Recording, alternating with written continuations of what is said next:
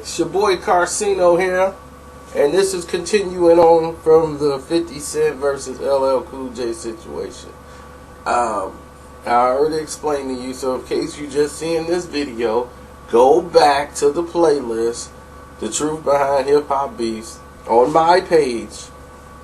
Look for that video, and then you can transition into this video.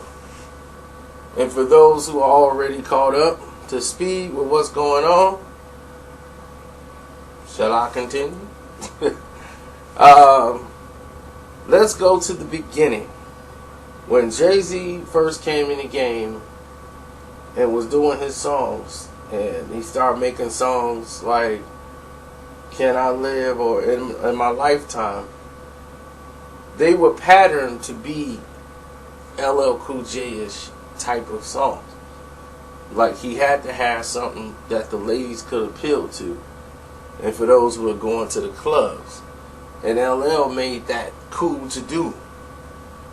So anybody who comes with that analogy of, okay, let me do this and do that, whether they know it or not, all credit is to LL Cool J for making that even happen, to be fathomable or anything else. He submitted that in stone to be cool to do. So when he came to Def Jam, meaning Jay-Z, when they did the distribution deal before that, he wanted to do, because the Loungin' remix was out back in '96 with Total, where Puff had did that, and he was, man, if I can get Puff to work with me on this next album, I want to see if he can get a joint with me and Cool J. I want to see if we can do a remix to one of my songs. And they didn't have the money right. And when they got the Def Jam deal, he thought it'd be easier to do, but LL was LL at the time, and LL was like, nah. Like, he wasn't really interested in working with Jay-Z. He had just did a couple of other albums before that, and he just wasn't really into the zone of, I'm finna just start working with you. Because L was kind of taking a break and going to Hollywood to do his thing. So it wasn't like, nah, I don't think dude ill. It's just like, I'm really not feeling it. You know, like, working with him and all this stuff. I don't know him, and to me it makes no sense. L was getting himself up because he's finna transition into going into the films, like I was just saying. But when he did the Phenomenon album, and Diddy was there, and he had brought it up that Jay-Z wanted to do something with him and produce this track, do a remix of something on his, and L was like, no, but if I do something like on a soundtrack or something, and they wanna, and Def Jam feel that they wanna advance this artist, and if it can be made possible, then yeah, together we might do something. But after this project, you know, I'm going to be busy. I'm going to be in Hollywood, baby. It's going to be crazy. So, well, L put that down with Puff. So, it was no love lost. There wasn't no beef, nothing, no problems. Now, Russell is getting ready to leave Def Jam and sell his shares over to the music group. And now it's going to be, Universal is coming in as a partner. And it's going to be called the Def Jam Music Group. And before Russell left, he had a meeting with LL Cool J. And he basically came to him and said, LL, you know, me, you, and Rick, we all sit down. We came up with this record label because we knew about the artists' rights to be independent and make their own decisions and their own choices. You, Rick, and I, we sat down, man. You stoked with Rush, man. You rolled with Rush. And it's about time Rush paid you, you know, and reward you for everything you've done, for everything that we've done, for this whole movement. You know, there's no movement without LL Cool J. Fuck that. So, I'm going to step down. I'm going to make you president of this. This yours. Def Jam's yours. You are Def Jam. So Russell did that, when they were getting ready to step out of the mix and out of the fold, and they were going to transition LL Cool J into being the president of Def Jam. Now, LL Cool J said no, as he told everybody else in the world. He said no because he didn't feel he had enough experience to be president of Def Jam. Russell told him, we're not just going to throw you in the office, we are going to train you. And you're going to shadow Leor and everybody else so you'll know what to do. He's like, you're never going to make the decisions solely by yourself. That's why you're going to have a vice president under you who's going to make the decisions. And you basically there for namesake. And you're going to be getting a check that's going to be 6 figures or more, 7 figures at the end of every year. He's like, you getting that regardless. Because we feel we owe that to you. Because you were Def Jam, you helped start this. You kept, whenever we was down, you would pull us up and give us that home run in the 9th inning. So that's how they like, look, we finna reward you. But L didn't want it. L was like, I'm cool. I got my Hollywood thing. I'm good. So he ain't want to touch it. So L comes back because he felt disrespected on the 431 situation on that album, what happened with Cannabis, and why L was out doing all these songs and Cannabis is coming out ripping LL. So of course when the GOAT comes out, L is back in his rap mode now. He's back in his groove. I'm the GOAT, I'm this, I'm that. So now here come the songs again, but now it's a whole different pool. From when he left 3 years ago into now, it's a whole new pool of artists that have come along and that have catapulted themselves to the top of the game. And it is kind of changing. The what's hot to what's not hot. And LL, confidence and everything is great. And he always going to feel that I'm always going to be in a position to best any artist that's out there, and I can blend into any environment. But now everything's into the hardcore, rugged, smooth sound like DMX. They wanted a street sound but smooth.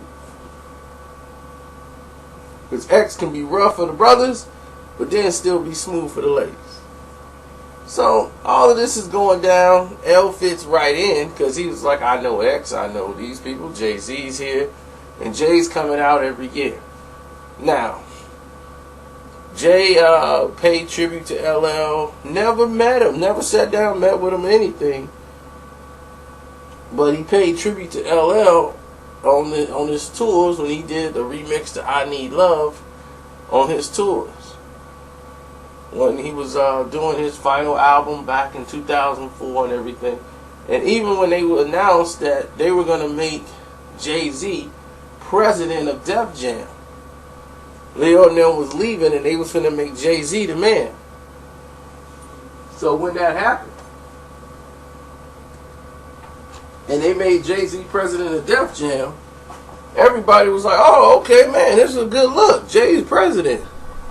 Because it looks impressive. But what was really happening was L.A. Reid was coming in to run the company. Jay-Z was going to be the namesake that they were talking about. But all the weight was going to fall on Jay-Z while this transition was happening. Jay had to be the voice and the face for everything that went wrong with the company. So LL was actually smart about not taking the job. Because this is exactly what he was talking about. And all these things that you see eventually happen with Jay-Z. Now, Method Man album comes out. One of the best Method Man albums to come out in a while.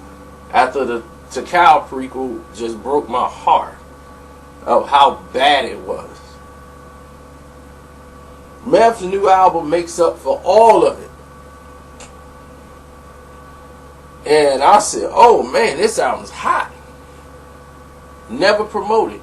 Ghostface album, never promoted. Redman, no marketing dollars whatsoever. It's like they don't even get a video, nothing. It's like, what is going on at Def Jam? Where's the money? So people are like, man, what's going on with Jay, man? He ain't doing his job. Nobody's looking at L.A. Reid. They're looking at Jay-Z. He's the president. You the president of Def Jam. Where's my money for my tours? What's going on? Jay, we cool. So Jay is getting the respect of, hey, dude, we rap together. You know, And what's happening at the point when Jay became president of Def Jam was a whole different transition. What was hot no more had changed. They were all looking for new artists, the new sound, and his contribution to all of it was basically bringing Rihanna in. He had Rihanna, Jeezy, and Rick Ross. Those was like his little group he brought in. So that brought some money there, but Kanye and him were basically the keystones to the whole thing. But you got an icon like LL saying, okay, he's finna drop his next album, which was Todd Smith, and that came after The Definition. And when that dropped, it was like no buzz. They had videos for that, as Jay pretty much told y'all himself. I don't think it's anything dissimilar to any other label. Just that I am who I am. So of course it's on everyone's radar. But in companies you're gonna have people that's not upset. Not everyone can be happy.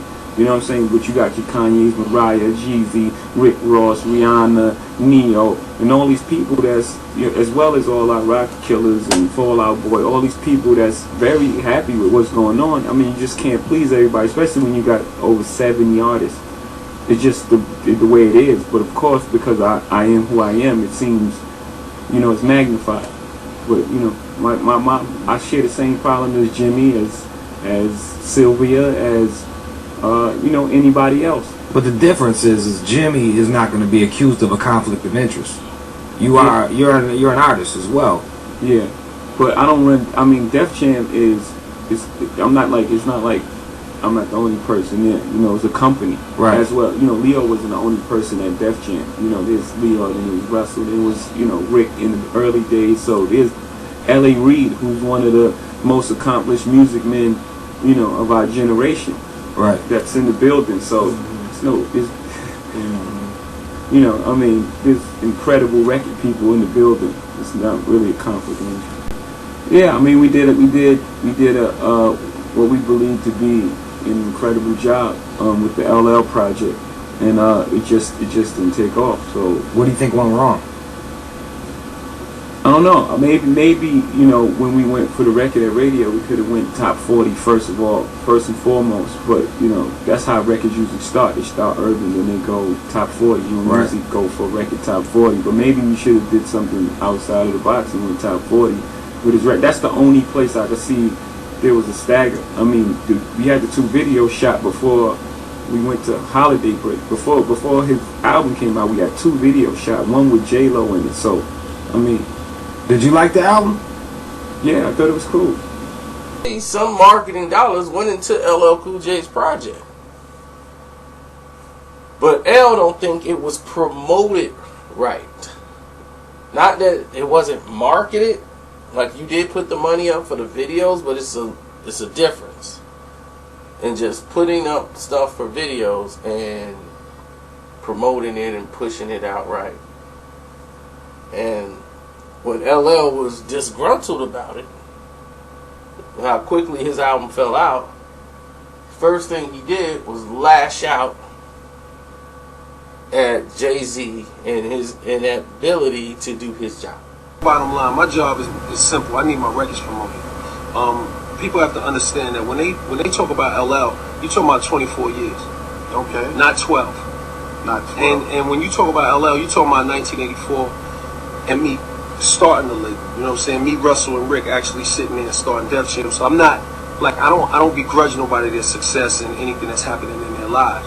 And I hear a lot of silly shit about people talking about like I want a job up there. Like what part of me being LL Cool J makes somebody think I want a job at a record company? Like I don't know where people get that idea from, but that's like a fantasy. Because the reality is, I turned them records that job down 10 years ago, and I'll tell you why. Because just because you could bake a cake, you know what I'm saying, doesn't mean that you're qualified to run a bakery. You know what I'm saying? And you know, I never felt like I had the experience to do that job, so I didn't take the job. So people need to understand that. And as far as going at Jay, it's nothing personal. Like this is purely business. Like all I wanted him to do, all I want the record company to do is promote my records. I'm not looking to assassinate anybody's character. I'm not looking to degrade nobody. I ain't got to do that. Why would I need to do that? I mean, I'm going on my 13th record. And not my 13th record because I jammed 13 albums in the 12 or 13 years. I'm going on my 13th record in my 24th year of my career. I'm doing very well. I got Grammys on the wall. Everything is right. You know, so, you know, people when they look at me, they got to understand who's talking. You know what I'm saying? This is like, I'm not new to this. Like, I do this for real. I've been doing this. And, you know, a record needs to be promoted. And if somebody gives you their word, they got to keep it. It's as simple as that. So, as far as me trying to degrade Homeboy or begrudging someone's success, it's impossible. Because I'm successful. Extremely. You know what I'm saying? So, I don't have to play those games. You know, I'm like some new cat that's looking to pick at somebody or take shots at somebody. I'm not looking to do that. They didn't promote my record. I want my records promoted, and that's what it is. And I met with them and told them the same thing to their faces. So this is not, you know. And as far as people talking about, oh well, he could have got this person on the phone. I called. You don't pick up the phone, I fire a shot in the air. Hello. And once he did that, it was like all hell breaking loose.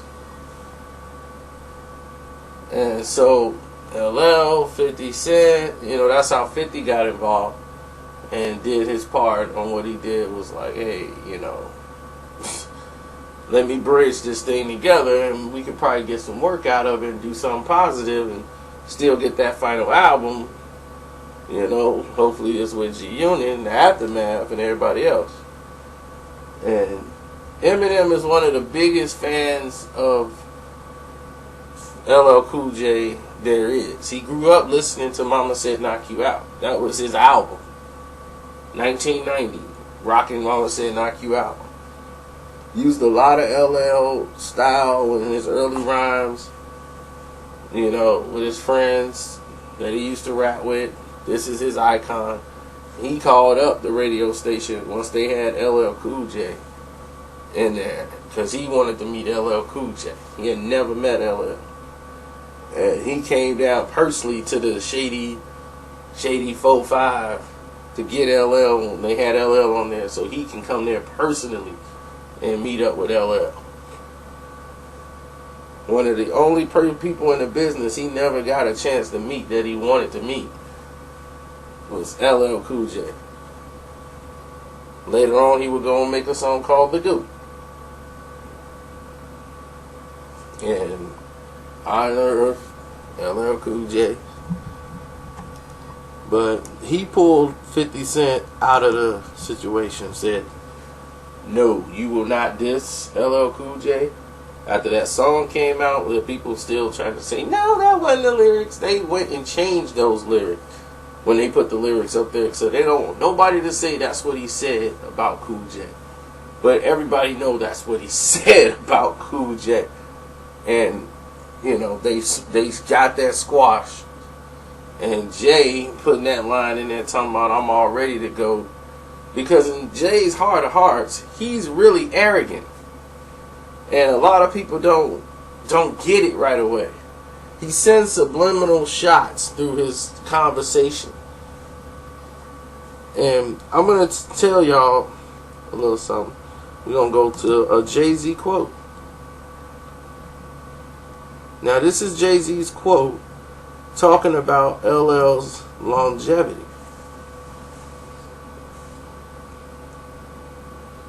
Now, you just heard LL break down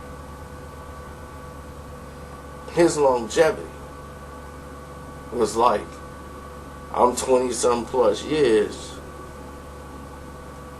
and not 12. You know, like, I'm almost 30 years in the game and you about what, 12? Like, don't compare yourself to me. I didn't do this. I did 13 albums over 24 years. You've done about 12 albums in 13 years, you know, like, come on. It's not the same. So, Jay-Z, being the man he is, wanted to speak on LL Cool J's longevity. But he takes subliminal shots in a smooth way that make it look like I'm just being honest. We've seen a lot of people like LL Cool J have longevity, and we respect the heritage of what he's done. But it's not like right now he's competing on the same level as a Lil Wayne. So for me to still be able to compete at that level at my age, that's rarefied air. It's never been done. So when Jay say stuff like that, he's basically saying, yeah, you in the game just to say you're in the game, but you're not at the level of a Lil Wayne. Not to say you're not at the level of a Jay-Z. He's going to say you're not at the level of a Lil Wayne. So for me to be in the game at this age and I'm at the level I'm at, which means I'm at the level above or at the level of Lil Wayne. So he goes on to take more shots at Cool J. He comes back with this. I think the problem with people as they start to mature, they say rap is a young man's game. And they keep trying to make young songs. But you don't know the slang. It changes every day. You can visit the topics, but these young kids live with it every day. And you were just visiting. So you're trying to be something that you're not. And the audience, they're not buying into that. And people wonder why they're not selling. And they like, I made a great Southern bounce song. You from New York, and you're 70. Why are you bouncing? So when Jay come with that, who's he talking about? What rappers out there right now from New York that you could say he's 70? He's about the only rapper that's about older than Jay-Z. But see, Jay-Z is the same age as these dudes. He just had a late start in the game. Everybody else started at like 16. Jay about their age too. But he makes it look like they're iconic. Like they're the legends, they're old, they in the game, they washed up. And I'm still young, you know. I'm like, oh my gosh. But it's the arrogance of what Jay did. You know, so. And that, you know, that leads to the ego clash between LL and Jay-Z. And Jay-Z actually went on stage and did this speech live. Because he was upset. His uncle told him he'd never be greater than LL Cool J. My first demo tape I played for my uncle, he said, nigga, get out of here, you never gonna be better than LL Cool J. LL Cool J is a bad motherfucker. I would just leave that alone.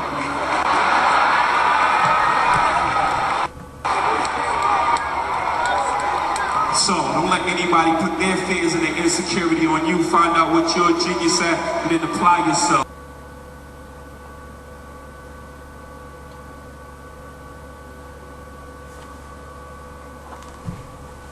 So, in actuality, Jay-Z is in a battle with himself. Because in the end, not only did LL use 50 Cent to get Jay's attention, to say, now you gotta pay attention to me, cause I got 50 on my side, and I know you don't like the way that looks. And even though Jay is working with 50, it's an embarrassing look to Jay to have 50 and LL Cool J and have him executive produce a Cool J record.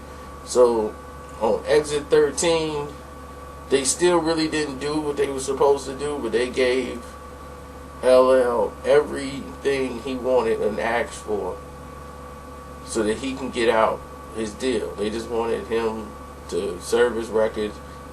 And L.A. Reid, Jay-Z, they all met, sat down, and they got a chance to talk it out.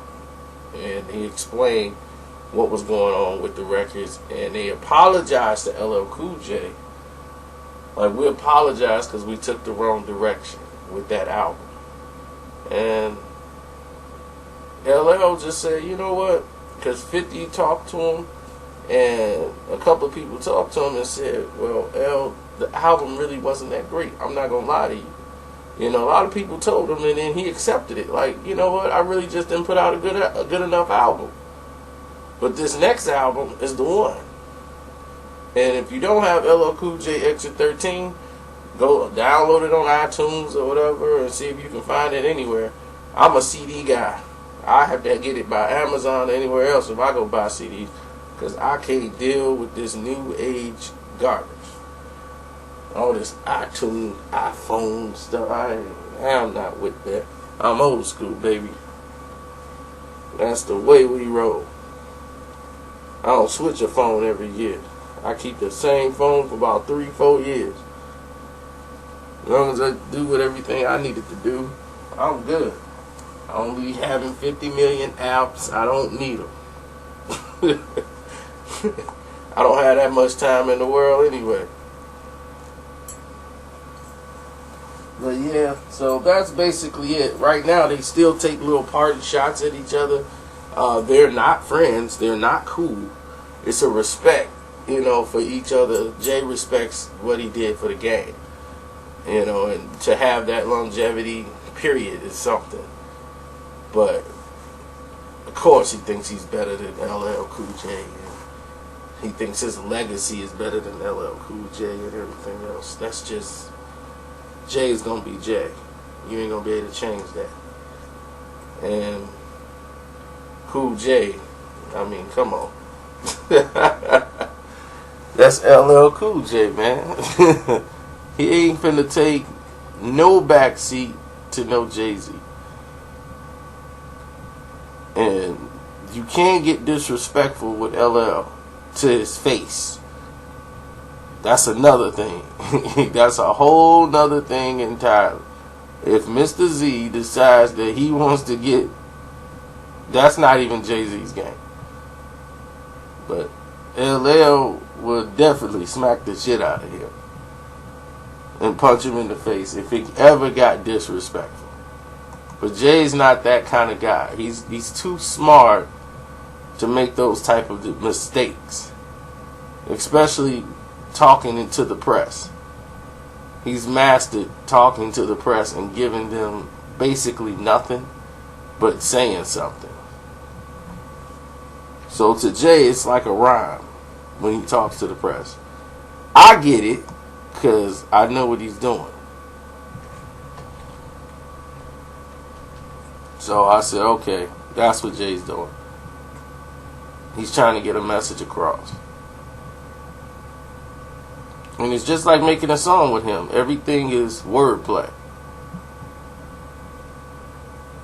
But he's got to be very selective now because he's in the position he's in. He's not...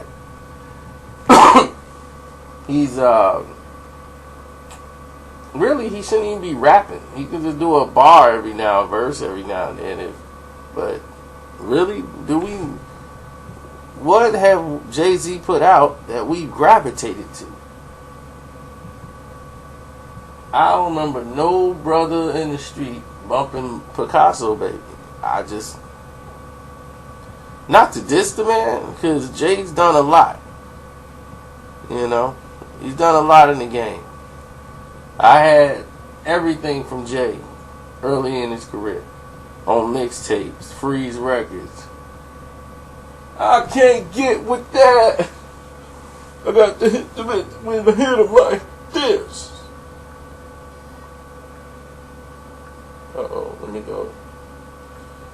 But in this situation here, I think that he took the hi-hat to Cool J, like I can ignore him. And he does that a lot to people, and he damaged a lot of relationships that he wanted to do early on in this thing with Apple and Tidal that they got going on right now.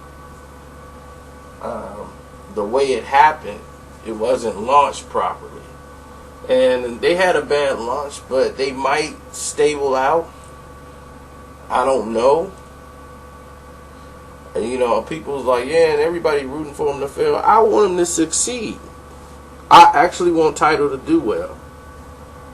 And the reason why I want Tidal to do well is because we don't see our people in that position ever in the music game to be in charge of something like that. Not to say he's going to do a better job, but at least it opens the door for opportunity for us to have a piece of ownership in the distribution portion of the music. It's very rarely done in our field, and believe me, that's why he's going to get attacked viciously by millions of dollars of promotion. The money is marketing dollars are thrown into sabotaging Jay-Z. The same people who was putting that money into building him is the same people that's going to spend it to tear him down. Because now he's going somewhere where they didn't want him to go. It's like you come to us and work for us, not you go start your own thing and try to cut us out. Now you in trouble. Now it's like, how many friends he got in the game that's going to rally behind him? Because pretty soon it's going to come to a point where Beyonce's going to have to make a decision. Of course, right now she's sticking with Tidal. But in actuality, right now, she's losing. I mean, in the long run, it could win, but as of right now, they're going to make it real difficult. And with Drake pulling out, going with Amazon, I mean, Apple, you know, that just opened the door for a whole nother situation to transpire down the road. But I think we talked and dwelled on this situation long enough. So